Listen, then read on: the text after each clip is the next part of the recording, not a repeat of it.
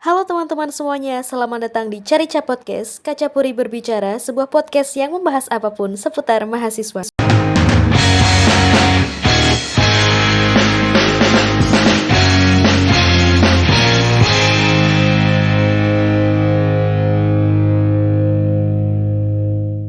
Di sini saya Fadila Clara Yuniar, saya dari angkatan 2020 dari Departemen Pers dan Informasi yang akan menemani teman-teman semua untuk mengenal lebih dalam apa sih itu Himpunan Mahasiswa Teknik Industri Universitas Ahmad Dahlan. Tentunya aku di sini nggak sendirian teman-teman, aku ditemani oleh dua rekanku yang luar biasa hebat dan keren. Ada Kak Yayat dan Kak Vinka selaku Ketua dan Wakil Ketua HMTI UAD 2022. Halo Kak Yayat dan Kak Vinka, apa kabar? Baik. Baik ya, alhamdulillah. Boleh perkenalan dulu Kak, Kak Yayat dan Kak Vinka nih ke teman-teman semuanya, ke viewers podcast Carica. Sebelumnya perkenalkan saya Fatur Rahman Labanu. Nah, di sini mungkin sudah sempat dikenalkan sama Mbak Fadila juga. Periode tahun ini saya diamai sebagai pimpinan di Prodi Teknik Industri ini sendiri. Nah, kalau video lebih lanjutnya mungkin bisa kita bahas lagi. Selanjutnya Kak Vinka, boleh memperkenalkan diri? Perkenalkan, saya Vilanova dari Sinka Santosa, biasa dipanggil Vinka. Saya diamani sebagai Wakil Ketua Himpunan Mahasiswa Teknik Industri di periode 2022 ini. Saya berasal dari Prodi Teknik Industri Angkatan 2020. Oke, halo Kak Yayat dan Kak Vinka. Oh ya nih Kak, di Carica Podcast ini nantinya akan ada games. Aku akan ngasih 2 pilihan untuk kakak. Jadi nanti kakak harus pilih salah satu dari masing-masing pertanyaannya. Ada 6 pertanyaan untuk kakak, jadi nanti masing-masing milih salah satu ya. Pertanyaan yang pertama, menjadi manusia yang banyak pencapaian atau yang banyak bermanfaat? Banyak bermanfaat. Kalau Kak Vinka? Menjadi manusia yang banyak bermanfaat. Oke. Pertanyaan kedua, lebih suka gunung atau pantai? Dua-duanya suka. Pilih salah satu dong Kak. Pantai. Kalau Kak Vinka? Saya memilih gunung. Oke. Kemudian yang ketiga, baca buku atau dengerin musik? Dengerin musik. Dengerin musik. Oke, sama-sama dengerin musik ya. Yang keempat, sepak bola atau basket? Basket sih. Sama, basket juga. Kompak ya. Next, punya banyak uang atau punya banyak waktu? Ya, kalau soal itu aku kan lebih memilih punya banyak waktu karena ya bisa ngelakuin apa aja. Sama, punya banyak waktu. Oke, siap. Pertanyaan yang terakhir nih. Kalau libur lebih suka jalan-jalan atau istirahat di rumah atau kos? Jalan-jalan lah. Jalan-jalan juga dong. Emang suka traveling ya? Oke, gamesnya udah selesai. Langsung masuk ke pertanyaan intinya ya Kak. Di Carica ini aku ingin mengenalkan ke teman-teman semuanya apa sih itu himpunan mahasiswa gitu. Nah, langsung nih dari Kak Yayat dan Kak Vinkanya, aku udah menyediakan ada 12 pertanyaan nih Kak. Mulai dari yang paling basic nih, apa sih itu himpunan mahasiswa? Nah, jadi gini, ini tentang himpunan ya? Yaps, Himpunan. tentang himpunan Kak. Nah, jadi himpunan sendiri itu adalah sebuah organisasi yang menaungi mahasiswa ya sebagai apa ya, jalur koordinasi gitu. Jadi HIMA sendiri atau himpunan mahasiswa itu adalah kepengurusan yang mempunyai tujuan yang sama yang diambil dari mahasiswa. Kalau di industri sendiri itu disebutnya KBM ya. Oh, oke. Jadi HIMA itu sebagai perwujudan dari keinginan teman-teman KBM untuk menggapai sesuatu. Jadi HIMA itu adalah wadah buat melanjutkan seperti itu. Oke. Sebenarnya dari tujuan adanya HMTI ini sebenarnya untuk apa sih Kak gitu? Didirikannya HMTI sebenarnya pada mulanya itu untuk apa gitu?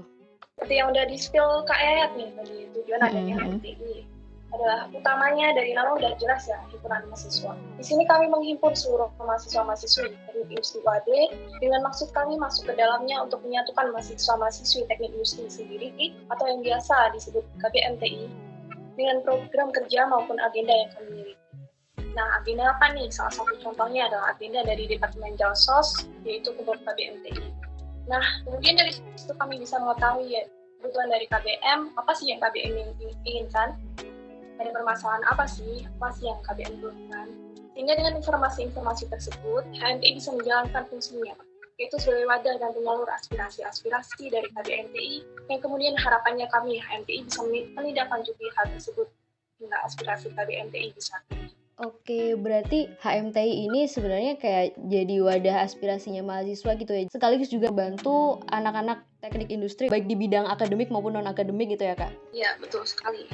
Nah, untuk pertanyaan selanjutnya nih, Kak. Apa sih yang membedakan HMTI dengan organisasi mahasiswa yang lain yang ada di UAD ini, Kak?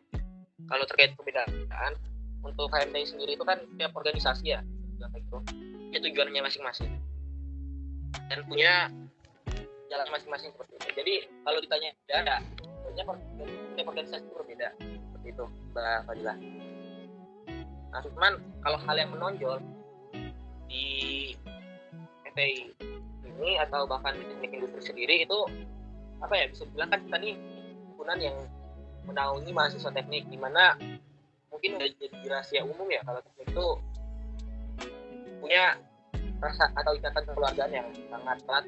Berarti yang membedakan itu sebenarnya organisasi itu secara strukturalnya sama aja ya, Kak. Cuma yang membedakan itu adalah di bagian internalnya gitu ya. Kalau di FTI sendiri cenderung lebih solidaritas seperti itu ya, Kak. Iya, lebih tepatnya di mana kalian berdiri seperti itu. Oke, nice. Nah, selain hal yang membedakan nih, aku pengen nanya bagaimana sih struktur organisasi di HMTI UAD ini? Biasa kan ada banyak departemen atau divisi nih. Kalau di HMTI sendiri itu ada apa aja sih, Kak? Oh ya, untuk HMTI ini sendiri ada 46 pengurus ya, Kak. Nah, di HMTI ini ada PH dan 7 departemen. Di PH sendiri ada ketua, wakil ketua, sekretaris 1, sekretaris 2, bendahara 1, dan bendahara 2 yang menjalankan fungsinya masing-masing. Nah, 7 departemen yang sudah saya sebutkan tadi, itu masing-masing departemen ada 1 koordinator, sekre, dan bendahara departemen, serta staf departemen. Departemennya sendiri terbagi menjadi 7, yaitu Kasrat dengan 4 anggota. Di sini Kasrat berfungsi untuk mewadahi, mengkaji, menindaklanjuti aspirasi-aspirasi, permasalahan-permasalahan yang dialami oleh KBM. Yang kedua ada kaderisasi. Di kaderisasi sendiri punya 5 anggota. Di sini kaderisasi memiliki guna, yaitu sebagai wadah penjaringan kader yang kemudian harapannya bisa berperan dalam pengurusan HMTI di kaderisasi. Yang ketiga ada Jalsos dengan 6 anggota. Jalsos ini departemen yang berhubungan baik dengan internal dan eksternal organisasi kan ya. Nah, ada Mikat. Mikat memiliki 6 anggota. Di sini Mikat berfungsi untuk menjaring dan mewadahi minat bakat yang dimiliki oleh KBM. Selanjutnya ada Persinfo. Di Persinfo sendiri ada 7 anggota. Persinfo berguna untuk mengelola media informasi HMTI seperti akun IG, YouTube, TikTok, email, web, dan lain-lain. Dan buat teman-teman viewers nih yang belum mengikuti akun sosial media HMTI, olah ikuti dan pakai terus kontennya biar makin semangat nih teman-teman Persinfo. Selanjutnya ada AI. AI terdiri dari 6 anggota. Nah, kalau Jalsos tadi kan berhubungan dengan eksternal internal organisasi.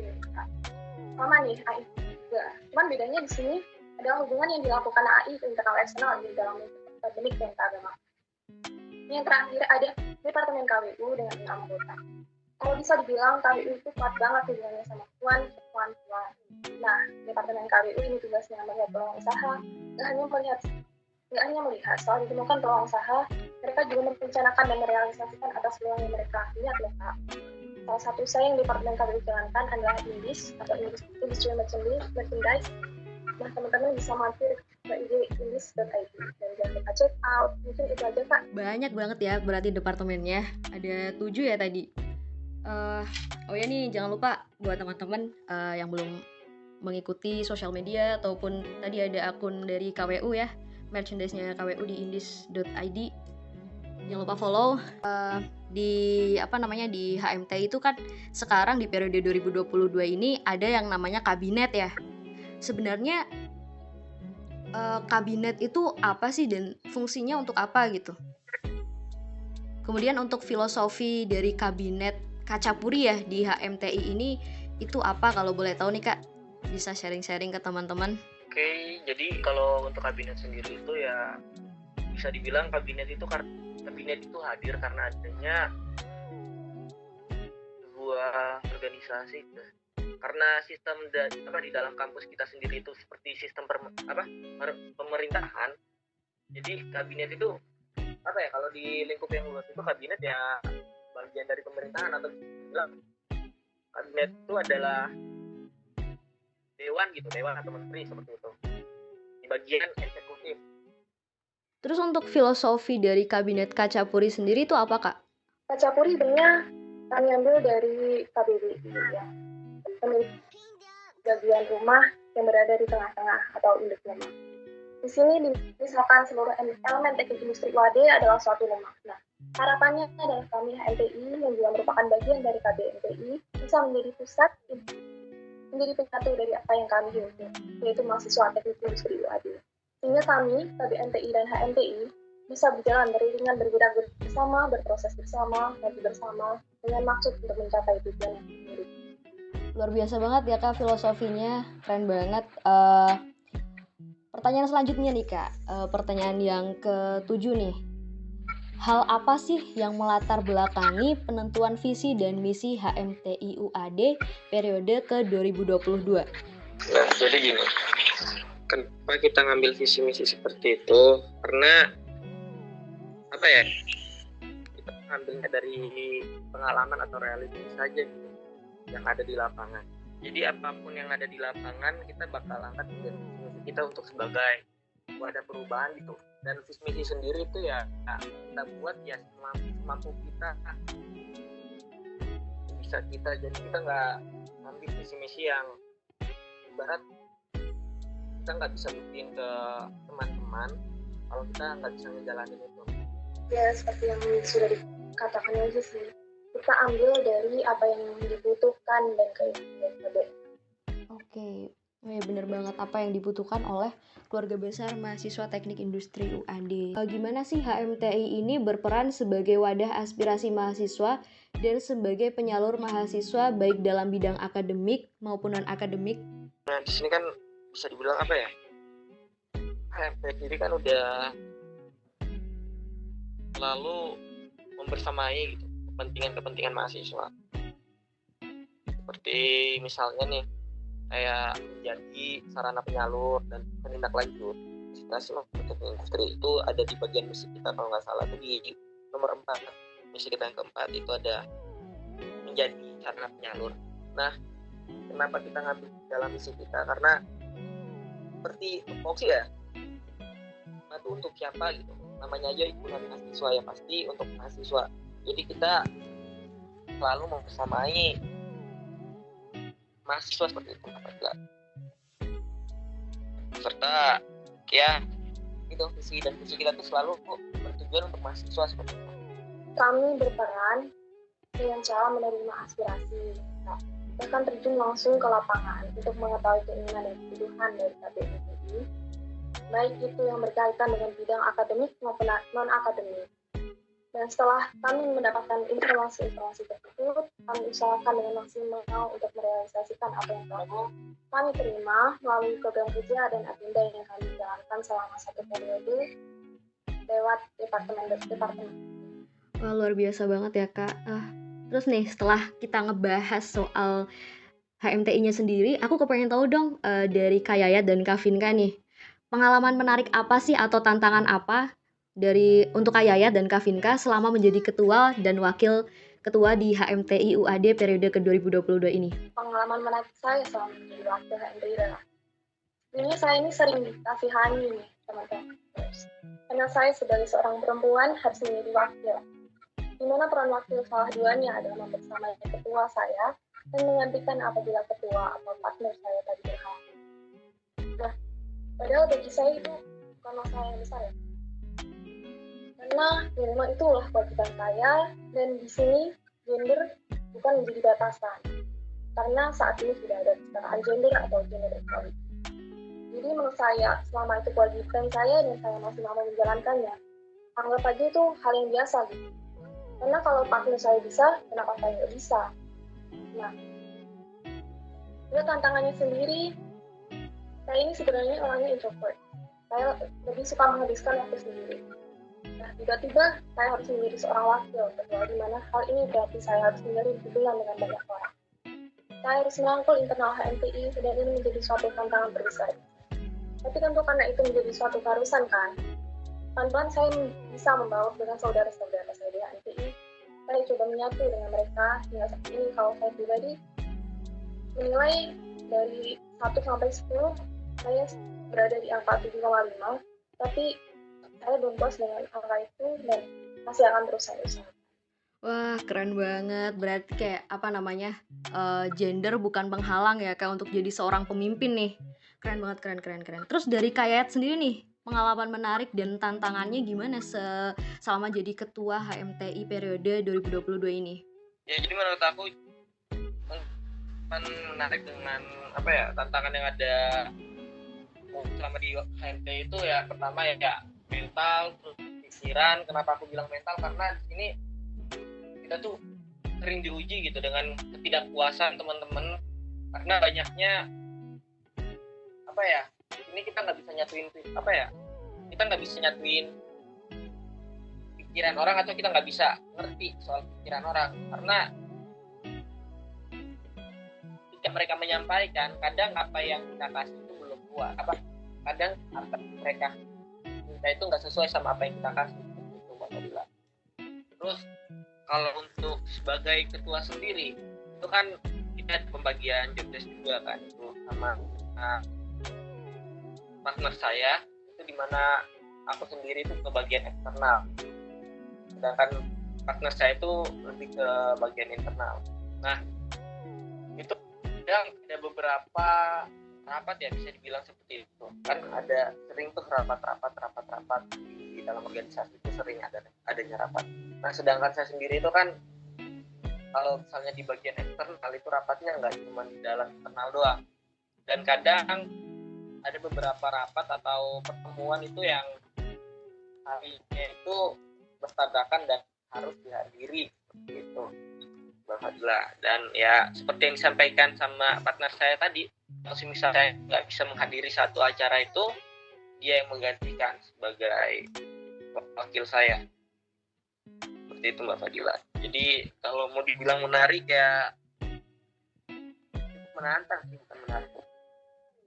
Super hektik ya Kak jadi ketua dan wakil ketua. Tapi seru juga sih kalau aku dengar cerita dari Kaya dan Kavinka tadi, banyak sekali tantangan dan dimana kalian itu bisa survive di situ, dan bukannya semakin istilahnya kayak banyak tantangan, bukannya kalian semakin kendor, tapi kalian justru semakin nge-push diri kalian untuk menunjukkan yang terbaik, memberikan yang terbaik untuk teman-teman. Keren. Terus nih Kak, aku pengen tahu lagi nih. Namanya juga organisasi mahasiswa nih, pasti kan banyak banget mahasiswa-mahasiswi yang kepengen gabung ke HMTI itu. Caranya gimana sih? Terus sistem pengkaderan mekanisme pengkaderan di HMTI itu seperti apa gitu, biar teman-teman, apalagi teman-teman maba nih kepengen gabung di HMTI itu caranya gimana gitu Kak? Oke, nah jadi aku bahasnya dari sistem pengkaderan dulu ya. Oke Kak. Itu di HMTI sendiri itu ada namanya kaderisasi, di mana mereka itu bertugas pengkaderan.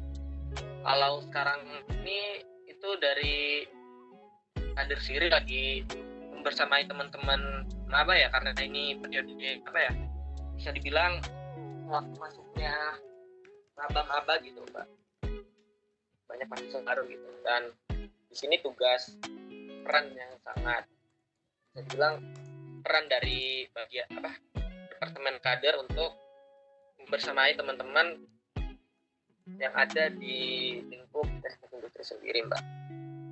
Nah untuk mekanismenya sendiri itu di kader sendiri itu menyediakan namanya magang untuk HMTI, mana nanti teman-teman itu bisa mengetahui HMTI atau proker agenda HMTI, bahkan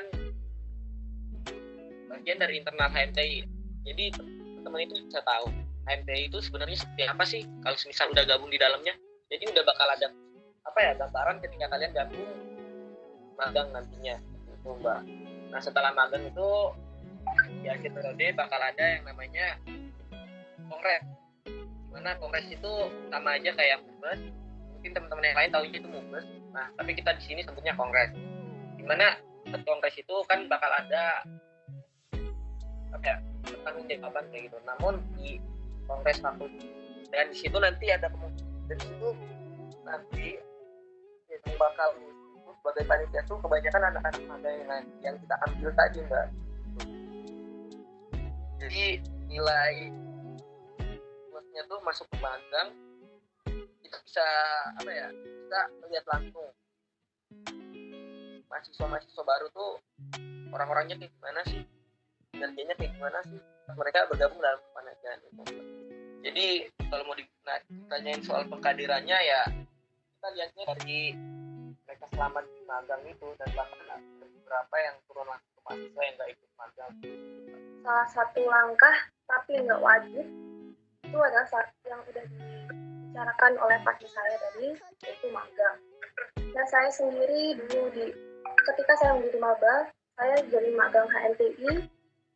Di situ bisa dibilang dengan jadi magang itu kita bisa punya nilai plus tersendiri, karena bagaimanapun pengurus HMTI yang saat itu menjadi pengurus itu udah bisa tahu kita ini kayak gimana, apakah layak untuk menjadi kader untuk HMTI di periode selanjutnya. Nah, kalau pengen banget masuk ke HMTI bisa ikut magang, dan misal kinerja kita bagus di magang itu, insya Allah kita bisa direkomendasikan oleh dimisioner HMTI periode sebelumnya untuk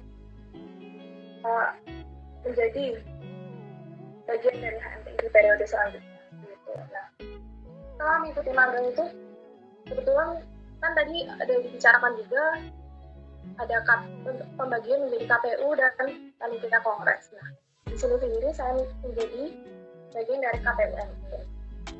Setelah selesai mengikuti magang, nah nantilah itu kahim wakahim. Nah, untuk bergabung sendiri sebenarnya tergantung dari kahim wakahim nih ketentuannya seperti apa. Namun di periode kami kemarin, kami mengambil langkah yaitu pertama ada pendaftaran, seleksi berkas, seleksi wawancara, dan minat bakat. Oh, jadi di HMTI itu ada yang namanya magang ya Kak. Tapi itu nggak sifatnya nggak wajib, tapi bisa jadi nilai plus ketika nanti teman-teman mahasiswa ingin bergabung ke HMTI UAD gitu ya Kak. Oke nih Kak, berhubung pertanyaannya udah selesai nih, mungkin Kak Yayat dan Kak Vinka bisa kasih motivasi nih buat teman-teman viewers yang nonton ya, biar makin semangat kuliahnya ataupun yang lagi berorganisasi. Ini sedikit moto aku yang aku ambil dari Deddy Corbuzier. Mungkin teman-teman di sini banyak tuh yang apa ya, berpikir kalau misalnya perkataan orang itu memberatkan kita. Dan waktu itu Deddy Corbuzier ngomong kayak gini, I don't care what you say. Jadi fokus ke diri kamu, jangan dengerin kata-kata orang, jangan merasa kalau apa ya, kata-kata orang itu membebani kamu seperti itu. Dan satu pesan saya di buku Self Healing itu ada kata-kata yang cukup bikin saya ini ya, dimana ketika kita hanya punya Allah itu udah lebih dari cukup seperti itu. Jadi kita nggak perlu dengerin ocehan orang-orang, nggak perlu dengar yang membuat kita tuh merasa kita tuh nggak mampu, tapi sebenarnya diri kalian itu mampu kan. Jangan dengerin kata orang dan fokus ke tujuan hidup kita gitu ya Kak Yayat ya. Keren banget sih motivasinya. Dari Kak Vinka nih, buat teman-teman motivasinya apa? Kalau dari saya lebih mau ke pesan aja nih. Pokoknya buat teman-teman semua jangan ragu untuk berorganisasi. Karena di organisasi kalau bicara baik dirinya, insya Allah yang kita petik nantinya adalah kebaikan. Dan terkhusus untuk teman-teman viewers angkatan 2021 dan 2022 nih, jangan lupa join menjadi regenerasi HMTI di periode depan ya. Pagi-pagi pergi ke ruang Diki, berorganisasi dimulai dari HMTI. Mantap pantunnya. Berawal dari HMTI. Oke.